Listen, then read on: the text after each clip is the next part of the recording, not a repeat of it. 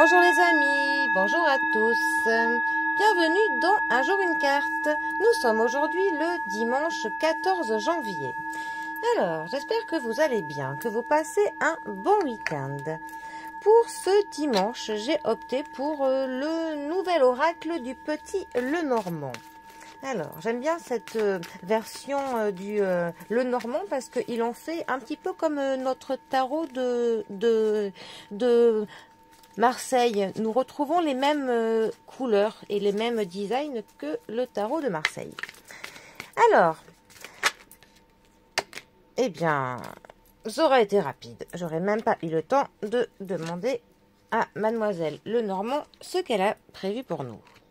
Nous avons, pour ce dimanche, le soleil qui est accompagné de la lettre. Bon, déjà, très bien.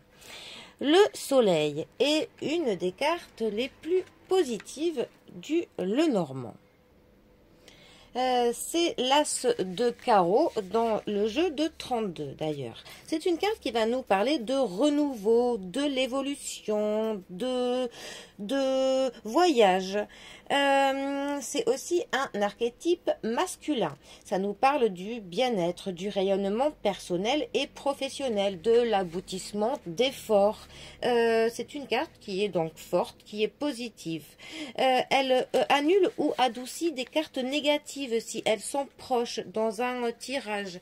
Quel que soit le domaine que l'on parle, c'est toujours vraiment une carte qui est porteuse d'un message joyeux, vraiment du bonheur, de la douceur, de moments chaleureux, de l'optimisme. Sur un plan professionnel, c'est vraiment un signe que l'on réussit ce que l'on fait, que l'on est satisfait. Il y a vraiment de la reconnaissance, une concrétisation.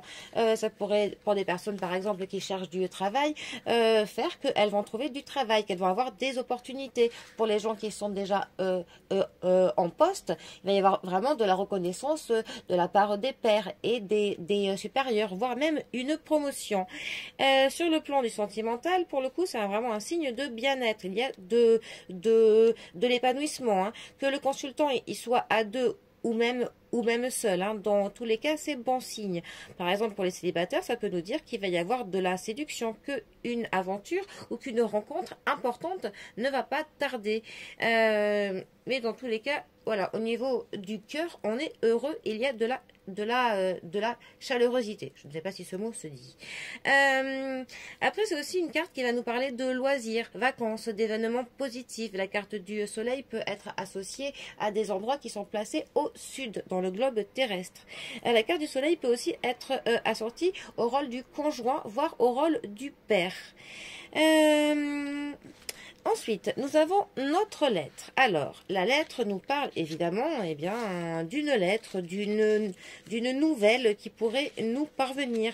Donc, effectivement, elle pourrait arriver sous la forme d'une lettre, mais maintenant, ça peut aussi être par mail, par texto, hein. On peut avoir les moyens de communication modernes.